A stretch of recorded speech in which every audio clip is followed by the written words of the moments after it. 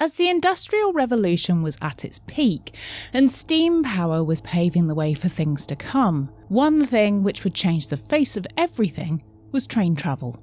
By being able to provide quick and efficient rail networks across the country, England would be opened up to everyone. Gone would be the long days on horseback or riding in an uncomfortable carriage. And by connecting major cities, trade would be revolutionised. The world was changing at a rapid rate, but with the speed of efficiency, there was bound to be some mistakes, some which would prove to be fatal. For one man, he was hoping his political prowess would be the thing he'd be remembered by, but unfortunately for him, on one fateful day, the universe had different plans. Ones which would leave him with a different legacy. But would this tragic accident change things forever, or would it leave the victim roaming the earth for all eternity? Today on Macabre London, we uncover the story of the first ever railway casualty, William Huskisson.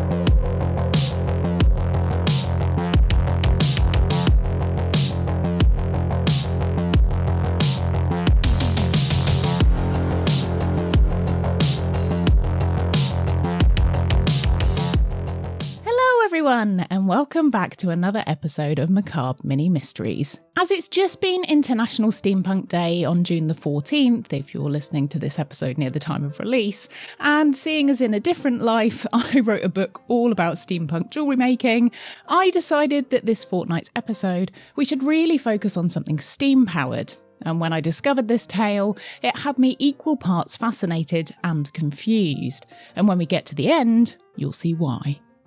As we'll be diving back into the horrors of the Industrial Revolution and picking back up with the Crime and Punishment series next week with an episode which I promise is about to get all kinds of grisly and gruesome, it just seemed right to have a shorter tale to balance things out, to remind ourselves of just how much life was changing for everyone during this time. And for some people, that would mean changes to death as well. What I've been researching so far for these next few episodes has been so interesting, and I think it really helps to give a balanced view of crime in the capital city. So I hope you'll subscribe, follow, and do all of those things if you aren't already to keep up with the mini-series. If you want to get more of the show, then I'd love for you to join me on Patreon. You'll get access to my audiobook readings. I'm currently reading The War of the Worlds by H.G. Wells, and you can't get more steampunk than that. In fact, stay tuned for a little something exciting as well later on in the episode related to that. So if you want more, Patreon is where you'll get it. And thanks for considering it. It really makes a difference and helps to bring me one step closer to doing this full time, which is my dream. But now it's time to dust off your top hat and maybe think about looking both ways before you cross, because we're about to go on a journey which will end like no other for one passenger.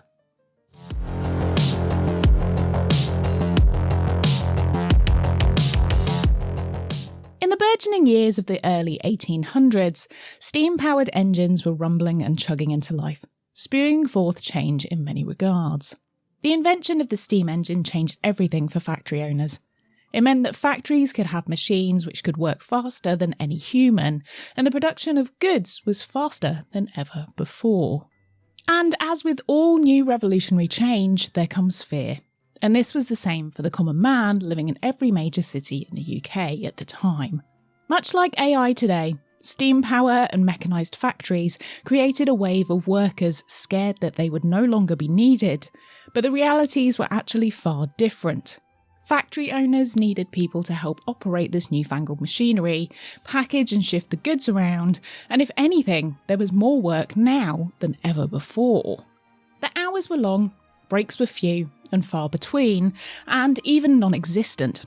And it also didn't matter what age you were. If you could work, you could easily find yourself in a factory. The wages were often terrible, barely enough to get by on, and there was no such thing as sick pay. For most factory workers during the Industrial Revolution, things were really tough, and they had no need to worry about having nothing to do. They were indispensable. Now, I won't spend ages going over the Industrial Revolution and workers' rights again here because I'm sure you've heard me bang on about them plenty of times before. But if you're new here, please go and listen to my mini-series all about the suffragettes because that covers a lot of it. But needless to say, it was a difficult time for anyone on the bottom rung of the ladder, and the fear which surrounded these new advancements were valid and real. Another thing to lump on people's plates was the invention of newfangled steam trains. This was an exciting development which promised to connect the whole of England, with hopes of going up into Scotland as well. And what a great invention this would be. But not everyone shared the excitement this new form of transport would bring. For many, this new invention was entirely terrifying for a multitude of reasons. Firstly, with all this toing and froing up and down the country, the soot-filled air would be going through the countryside, and there were fears it would interfere with agricultural life, damage crops, or even ruin the soil, making the earth barren. If steam trains ruined the earth, the crops would fail, and there could be a huge famine, which would cause an apocalypse. Pair this with the simple fact that these trains were travelling faster than any man had gone before, was enough cause for concern. If a normal person were to climb aboard one of these trains, what's to say that they'd not evaporate at a certain speed? Or perhaps they'd combust due to the resulting friction the passing air would have on their skin. All valid concerns posed by people who lived at the time. Maybe the long-term effects of train travel were yet to show themselves, and perhaps there was long-lasting damage which could occur to the human body when it was exposed to speeds of up to 15 miles per hour. The first steam trains weren't very fast at all. There were a few specific medical ailments which were attributed to this new form of public transport, train madness being one of them. This condition was said to be brought on by the repetitive movements from travelling in a train carriage. Some people were advised to calm their nerves in advance of train travel by using one of the many readily available over-the-counter tinctures such as laudanum, a lovely blend of alcohol and opium, which would no doubt make you feel wonderful. So it was deemed a certified and prescribable way to travel by doctors. Railway spine was another potential danger which could be encountered by passengers. The low vibrational movements were thought to cause shifting of the spinal column, which could result in long-term health effects and spinal difficulties. One doctor, John Erik Eriksson, a one-time student of the prestigious Robert Liston and a surgeon at the University College Hospital in London, said that railway spine was as a result of concussion, which happened due to the repetitive movements of the vehicle on the tracks. His theory was widely debated, but equally, many physicians agreed with him. People also found these new machines incredibly terrifying to behold. They were loud, spewed forth choking black smoke, and they were physically imposing. In this new world of construction and production, trains were made to be huge. Encountering a train for the first time must have made many people feel dwarfed by their enormous size, and it's safe to say many people were experiencing a fear known as megalophobia, fear of unusually large inanimate objects. People were also terrified of the train's seemingly onward trajectory and inability to stop on a dime. Being squashed together with a bunch of strangers and confined in a space on something which wouldn't stop unless they were at their designated station, no matter what was happening, was too much of a loss of control for many. Paired with the size, noise, and potential to endanger human life just by climbing aboard, for many people, they decided to swear off train travel until others had tried it out first. Now, of course, all these fears were complete bunkum, but for many, they didn't care about all the scaremongering around these new machines. They were invested, some literally, and so they were going to make this new system work for them. If steam trains were a success, then this would change the country forever, and businessmen wanted to be there from the very beginning. The excitement of such a new piece of technology must have been so alien to behold, and nowadays I don't think we can barely comprehend just how revolutionary this was. The ability to travel at high speed, 15 to 20 miles per hour was fast in those days, would cut down on travel time and make working elsewhere possible. not to mention the benefits it would bring of trading, postal services, and just generally connecting the country. Many people wanted to be in on the ground level of this new change, and one such person was a man named William Huskisson. Huskisson was born on the 12th of March 1769 in Worcestershire to mother Elizabeth and father William Sr. He was the youngest of 4 boys. Sadly, Elizabeth died during William's birth, and so he was brought up by his father and a collection of housemaids until his father remarried again. But along came even more children, and William suffered with being the youngest of the 4 who never met his mother, but being similar in age to the children from his father's second marriage. Alongside his older brother Charlie, he was shipped off to Paris in the hopes he may become a doctor, but it wasn't for William, who found out he was actually rather squeamish. But what he did like was Paris, and he found himself getting into the politics of the French Revolution, siding with the revolutionaries. But this wasn't quite what his military father had in mind for him, and so he was quickly shipped back home again to be kept an eye on. It seemed William grew out of it, but not before some of his skills learned were put to good use. As a fluent French speaker, William landed a good job with the British ambassador, and so he had his first foot on the rung of his career as a politician, even though he didn't realise this just yet. Like something out of a fish out of water comedy movie, William's boss, the British ambassador, became ill before a huge event. And as visiting dignitaries were already in London waiting to meet with him, William had to stand in for his boss. Despite being in his early 20s, he managed to flub his way through it all, and this earned him much goodwill with the ambassador, who then, later on down the line, mentioned his services to William Pitt, the soon-to-be Prime Minister. And just like that, William demonstrated that it really is who you know, and not what you know, in politics. After his uncle passed away and left property and a large chunk of his fortune to William, he was set up for a good existence. But then his father passed away as well, again leaving a huge estate and fortune to his son. So his privilege was unbound. By this time, William was married, and he managed to arrange a pension for his wife Emily in case of his death, but which would also pay out when he retired, £600 a year. A huge amount of money which would make her a kept woman for the rest of her days. Over the course of many years, William secured various political posts up and down the country, his most successful being in Chichester, where his constituents seemed to genuinely like him. But William wasn't always popular. He played a bit part in the controversial Corn Laws, which imposed restrictions on imported grains. This caused food prices to skyrocket, and of course the poor suffered as their wages barely covered a loaf of bread.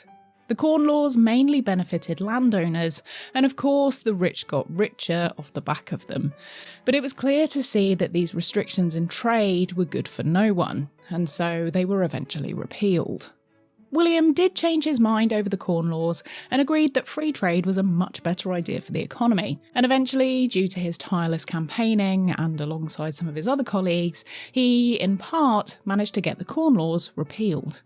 He also played a part in getting slavery laws improved, but generally overall, the practice of enslaving people was still very much in its heyday at this point, and so the improvements, in inverted commas, were not much to write home about, but I guess some progress was better than none, but it was all still awful nonetheless. A few years down the line, when the invention of the power loom threatened to cause many workers in the north to die of starvation due to the reduction in wages and longer working hours imposed, riots broke out.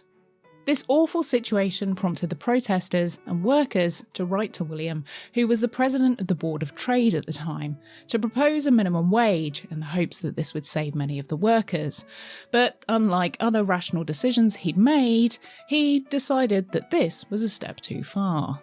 William believed that if he intervened and placed a barrier between the workers and their employers, that it wouldn't be good for business. Neither is all of your workers dying from exhaustion and starvation, but hey-ho, he stuck to it and denied the request. After the Corn Laws had been repealed, and after some infighting within the Tory party of which Huskisson was now a member, he and several other MPs in his party resigned and walked out of Parliament in May 1928. Little did William realise that this was the last time he'd ever work in politics.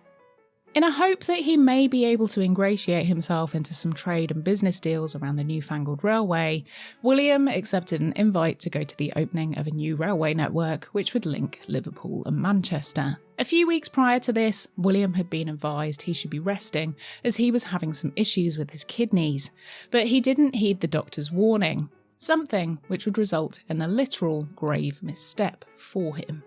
Besides, Huskisson had been invited by the new Prime Minister, Arthur Wellesley, the Duke of Wellington, to ride on his own private train, and it would be career suicide for him not to attend.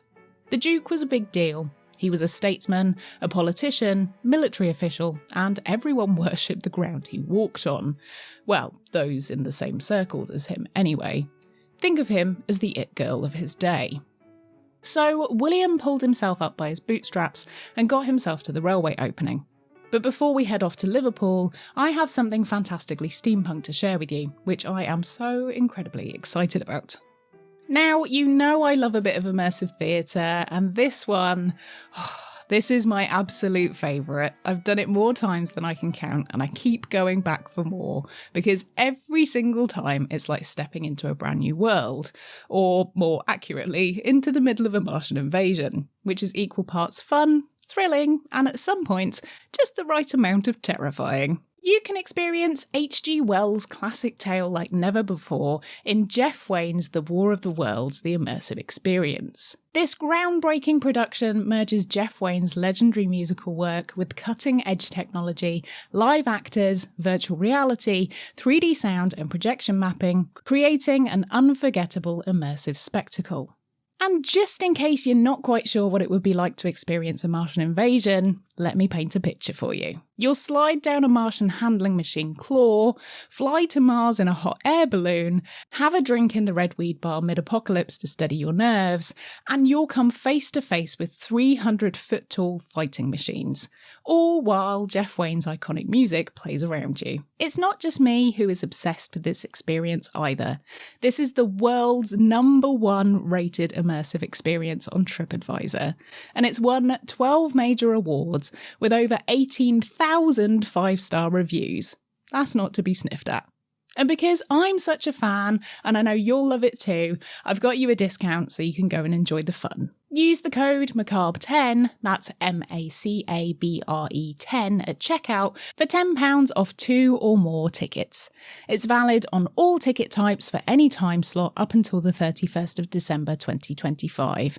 But don't wait around, the offer runs out on the 30th of November 2025, so you'll want to get it booked ASAP. Book now at thewaroftheworldsimmersive.com with my exclusive discount and prepare for one of the best nights out in London and perhaps of your life. Trust me, once is not enough, you'll be hooked and I wouldn't blame you. I'll probably see you there. So, with William having decided he couldn't miss this new railway opening for the world, he decided to make the trip. This new rail network was a huge step forwards for intercity travel. This new line would link 2 major cities together, Manchester and Liverpool, for the first time, allowing them to be travelled between in just over an hour, and it would provide the first ever regulated passenger service which would have a timetable. The whole opening was set to be a momentous occasion, with displays of other engines and the revealing of a new type of track which allowed 2 trains to travel in opposite directions to each other, meaning many more trains could make the trip every day. The train William and the Duke were in was on the southbound track, and the rest of the procession was on the northern track, with 7 locomotives, all varying models, making a convoy to celebrate this new railway link. The Duke of Wellington's engine was the Northumbrian, a new model made by George Stephenson, who was the train guy. Stephenson had been making various models of steam trains, and due to birthing many of the advancements which created the modern rail network, became known as the father of steam trains. Keeping it in the family, his son Robert also created many models of his own, making the first ever manufacturing company just solely for trains. So the opening day was basically a showcase of the Stephensons' creations. But the day seemed cursed from the get-go. There was a derailment and subsequent collision just 13 miles along the track when 2 of the trains ran into each other. Luckily, the slow travel speed meant there were no injuries caused, and the damage to the locomotive was inconsequential. After a bit of finagling, the train was back on the track, and the convoy started off again. Now, during this time, trains couldn't travel far without needing to take on more water, so at around halfway, the Duke of Wellington's train stopped for a refill. As the train sat idle on the tracks, passengers on board had been advised to stay on the train for their own safety. Before a time of being able to lock the doors, it could simply be popped open. In the case of the open-top passenger carts, which would become the norm for standard train travel between Manchester and Liverpool, occupants could simply climb out or fling the door open, so safety was not the best, particularly for a bunch of first-time travellers on this new style of public transport. So as the train sat being filled with water, many of the passengers decided they would get off the train. As, after all, these were men who weren't used to being told what to do by people they deemed lesser than them, and perhaps not understanding the dangers they were putting themselves in, they decided to not heed the warnings to stay put. William Huskisson decided he would take this opportunity to go and speak with the Duke of Wellington. But as he'd not been put in the same carriage as him, after all he was the Prime Minister, so no doubt he had a much nicer, less crowded carriage, William would have to get off the train to go to his carriage, which was only next door to his. Now, interestingly, since William had walked out of Parliament, he and the Duke of Wellington hadn't spoken, but seeing as the Duke had extended an olive branch by inviting him on the trip, Huskisson decided it must be a sign that he sought reconciliation, so he figured he'd go and speak to him to see if he could smooth things over. William climbed down from his carriage out onto the tracks and went to the next carriage. He climbed up and the Duke came over to speak to him. William stood on the footplate and the Duke extended his hand to him. William shook it, but as he did so, people began shouting that a train was coming. The locomotive was a little way off, and so William had enough time to get up and into the carriage. However, this was the Duke's carriage. The two were not quite back on speaking terms just yet, and it would be incredibly presumptuous of him to jump into the prime ministerial carriage without an invite. Now, had Huskisson acted sensibly, he had a few options. He had enough time to make it across the tracks to make it out of harm's way. In fact, if he had simply climbed down and stood between the carriage and the oncoming train, he would have been safe, as there was a reasonable gap between the two, and whilst it would have been close, he would have been entirely protected. Perhaps overwhelmed and excited by his reconciliation with the Duke, he attempted to cross the tracks twice, but for some reason turned round and went back towards the carriage, which cost him valuable seconds as the train got closer. He then tried to climb back up into the Duke's carriage, but as he did so, he held onto the door, which swung outwards. The door flung William right into the direct line of the oncoming locomotive, which had already seen the man dangling in front of them, hurriedly throwing the train into reverse. But the engines weren't quick to respond, and so that did next to nothing to slow them down. Stephenson's rocket, the make of the train, hit the door, flinging William onto the tracks below when his leg was driven over, causing an injury never seen before. This incredibly embarrassing situation for Huskisson caused everyone to look on in horror, as this was the first ever injury that had been caused by a train. As Huskisson lay bleeding profusely on the track, people dashed to help him. They provided a tourniquet for his leg to try and stem the bleeding, and they used a door from one of the carriages as a makeshift stretcher to get him off the track. The Northumbrian was uncoupled from the carriages and hooked up to just one small carriage, in which William was placed with some caregivers who took him to the nearby town of Eccles, yes, where the cakes come from, and he was taken to a nearby doctor who tried to desperately save him. It was clear to the doctor that William's femoral artery had been severed, and all that could be done was to make him comfortable, as it was inevitable he would soon die from blood loss. As it was obvious William would soon be dead, he very calmly accepted that he should make sure his affairs were in order, and so he asked a friend to write down a will for him. He was blessed by the vicar's wife, and she sat beside him deep in prayer, making way for him to cross over peacefully. In the meantime, William's wife Emily had managed to make it from Liverpool to Eccles to be with her husband, and at around 9 p.m, in a room full of friends and family, William took his last breath and created a legacy of being the first person to die as a result of being hit by a train. In the subsequent years, William was remembered in a number of ways. Firstly, he was buried in St James's Gardens in Liverpool, his grave marked by an imposing monument. His funeral was an enormous affair. Over 1,600 people squashed into the church on the day, but it's believed that over 16,000 people from all over the country attended the procession. Emily commissioned many statues of her late husband, and as she had a vast pension and many properties bequeathed to her, she used the money from these to make sure William wasn't forgotten. Over the years, William had one huge grave monument which also had a statue of himself in it. It's now in the Walker Art Gallery in Liverpool. A marble statue in Customs House in Liverpool, which now sits on Duke Street in the city, a statue placed in Chichester Cathedral, a statue in Pimlico Gardens, a blue plaque on his home, 3 plaques in 3 different churches, and 1 monument at the site the accident happened, which wouldn't be finished until 1913, but which still sits there in Warrington to this day. Now, in a roundabout way, the death of William Huskisson was reported all over the country in many newspapers and commemorated in pamphlets. This created perhaps the first ever "there's no such thing as bad press" incident, as the gruesome events made sure people read about the opening of the new railway links, and as such, it became far more widely publicised than if it had gone ahead without a hitch, which did wonders for people realising that public transport was now an option, even though it was tinged with a bit of William's blood.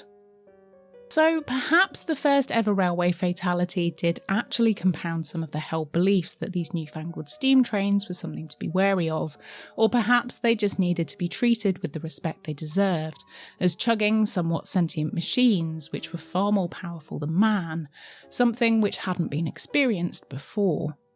But that's not all William left behind. It's said that as William wanted to be remembered for his political prowess and not for the embarrassing events on the 30th of May 1828, his spirit had never been able to rest. People who have worked on the railway line in Warrington, where his memorial is, say they have seen the ghostly presence of a man wandering up and down the track, looking like they're trying to cross before disappearing completely, repeating the last few moments of the accident. William has also been spotted near his grave, wandering around with faint cries and screams coming from his monument, which some say is incredibly haunted by his lost spirit. In the first few years of the Liverpool to Manchester Railway being open, the line was behest with problems, derailments and issues which cropped up out of nowhere. Some believe that William cursed the line with his death, and that the route would always have issues as a result. William's story served as a cautionary tale for early passengers of the railways, and if anything, it just solidified that those warnings were there for a reason.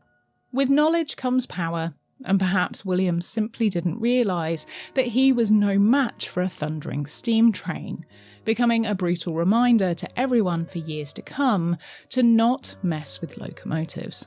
In the years after William's death, the railway industry went from strength to strength. Even more major cities were linked. New steam inventors came along and advancements were made, which improved engines, making them more reliable and faster, a revolutionary change for the era. But one thing remained clear. William was the first to die due to his inability to heed the warnings, and so he left a legacy of making sure to always mind the gap.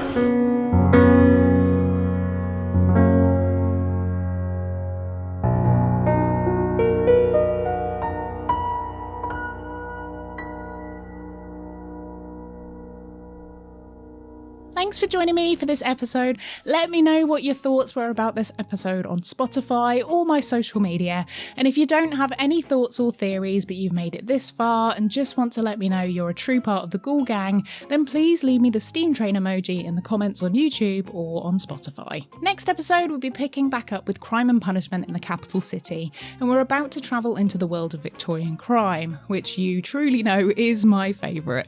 So make sure you're subscribed or following so you don't miss it. If you want to help me create this content, it's as easy as throwing a few quid my way on Patreon in return for some pretty good extras, including ad-free episodes. All donations help me to keep up with my costs, like newspaper archive subscriptions, books I need to buy for research, and also the odd coffee to keep me going whilst I write. So if you're able to and would like bonus extra content in return, such as my bonus podcast, my spooky bedtime story, audiobook readings, I'm currently reading War of the Worlds over there, so you really can get the whole 360 experience, then make sure you sign up now. A big thanks to my amazing top-tier Patreon producers, Christina, Heather's Leg, Mary, Matilda, Ravelle, Sally, Sam, Sarah, Terri and Veronica, and all of our other fantastic patrons. Your support really helps to keep everything going. If you want your name read out in the episodes or listed in the show notes, join us on Patreon at patreon.com/Macabre London. I'd love to personally welcome you to the Ghoul Gang and have a natter about the latest episodes. Thanks for joining me for another Macabre Mini Mystery. I've been Nikki Druce. Remember to stay spooky, and I'll see you ghouls next time.